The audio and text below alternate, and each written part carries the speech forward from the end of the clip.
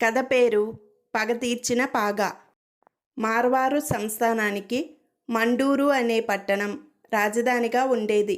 ఆ సంస్థానాధీశ్వరుడైన జయదేవుడు ఒకనాడు కొలువు తీర్చి ఉండగా చారణుడొకడు వచ్చి రాజు మీద ఆసువుగా పద్యాలు చెప్పి అనేక విధాల స్తోత్రం చేశాడు.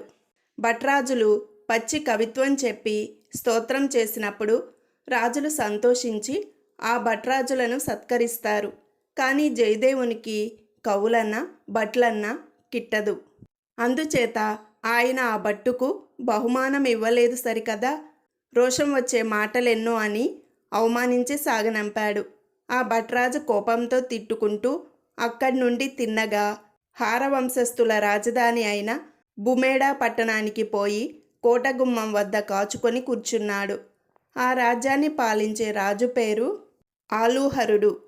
ఆయన వేటకు వెళ్ళి తిరిగి వస్తున్నాడని తెలుసుకునే చారణుడు కోటగుమ్మం వద్ద కనిపెట్టుకున్నాడు. మరికొంతసేపటికి ఆలూహరుడు పరివారంతో తిరిగి వచ్చి కోట ప్రవేశిస్తుంటే భట్టు రాజమార్తాండ, రాజాదిరాజ, జయీభవ, దిగ్విజయీభవ అని ఆశీర్వదించాడు. ఆలూహరుడు సంతోషించి ఏం కావాలో కోరుకోవయ్యా అని అన్నాడు.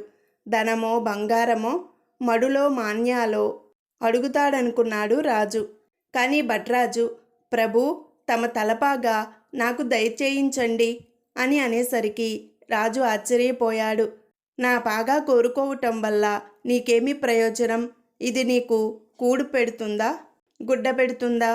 మడులో మాన్యాలో కోరుకోవాలి గాని గుడ్డముక్క కావాలంటావేమిటి పిచ్చివాడా అన్నాడు. అందుకు చారణుడు, ప్రభు తమ తలపాగా పెట్టుకు తిరగాలని కోరికగా ఉంది నాకు. దీన్ని ధరించి దేశ దేశాల తమ కీర్తి వ్యాపింపచేస్తాను అన్నాడు. ఆలూహరుడు ఆడి తప్పని రాజు. ఏది అడిగితే అది ఇస్తానన్నాడు కనుక వెంటనే పాగా తీసి భట్టుకి ఇచ్చివేశాడు. తురాయితోటి జెరిబుటేదారు పనితోటి ప్రకాశించే ఆ పాగా ధరించి భట్టు ఒక మహారాజుకు మళ్ళీ టీవీగా వెళ్ళిపోయాడు. అతడు అలాగ పోతుంటే చూచిన వాళ్ళందరూ వీడొక పిచ్చివాడు అనుకున్నారు. ఆ రోజంతా పట్టణవాసులు ఆ సంగతి వింతగా చెప్పుకొని నవ్వుకున్నారు. తరువాత క్రమంగా ఆ సంగతే మర్చిపోయారు. కొన్నాళ్ళయ్యాక ఆలూహరుడు కొలువు తీర్చి ఉండగా ఆ భట్రాజే వచ్చి నలిగిపోయి ఉన్న ఆ తలపాగాను రాజు ఎదుట పెట్టి వెక్కి వెక్కి ఏడవసాగాడు. ఏమయ్యా, ఎందుకు అలా దుఃఖిస్తున్నావంటూ రాజు ఆత్రంతో అడిగాడు. అందుకు భట్టు, ఏమని విన్నవించను ప్రభు, దేవరకు నా మూలాన్న అవమానం జరిగిపోయింది అన్నాడు. ఏం జరిగిందేమిటి అని ఇంకా ఆత్రంతో ప్రశ్నించాడు రాజు. తమ పాగాను ధరించి దేశ దేశాలు తిరిగి రాజులను సందర్శించి కవనం చెప్పాను. ఆ రాజులకు వంగి నమస్కరించటానికి ముందుగా తమ పాగాను నా తలపై నుంచి తీసి కుడి చేతితో పట్టుకొని ఎడం చేతితో సలాం చేసేవాణ్ణి. ఎందుకు ఇలాగ చేస్తున్నావు అని వారు అడిగినప్పుడు, ఇది ఆలూహర సార్వభౌముల వారి పాగా, ఈ పాగా ఇతరులకు వంగి నమస్కరించదు అని చెప్పేవాణ్ణి అన్నాడు. ఈ పలుకులు విని ఆలూహరుడు సంతోషించాడు. సభలోని వారంతా శభాష్ చారణ, మహారాజు గారి గౌరవాన్ని నిలబెట్టావోయి అని మెచ్చుకున్నారు. తమ గౌరవాన్ని తుది వరకు కాపాడలేకపోయాను ప్రభు.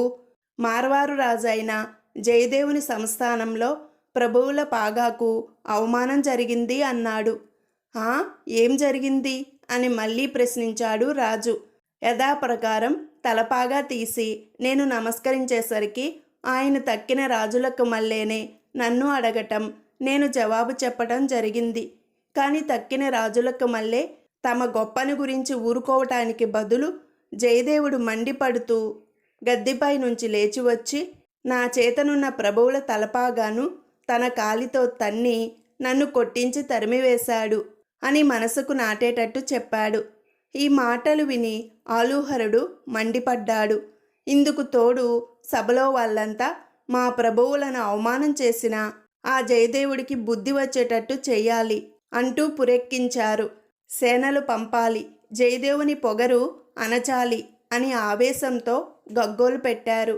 సభలోని ఒక వృద్ధ మంత్రి ఒక గుడ్డపేలికను గురించి పరరాజుతో కయ్యమెందుకయ్యా అన్నాడు. కానీ వినిపించుకునేవారెవరు? ఆ సందట్లో ఆలూహరుడే స్వయంగా సేనలను నడిపించి మార్వారు రాజధాని అయిన మండూరును ముట్టడించాడు. జయదేవునికి ఆలూహరునికి మధ్యని గొప్ప యుద్ధం జరిగింది.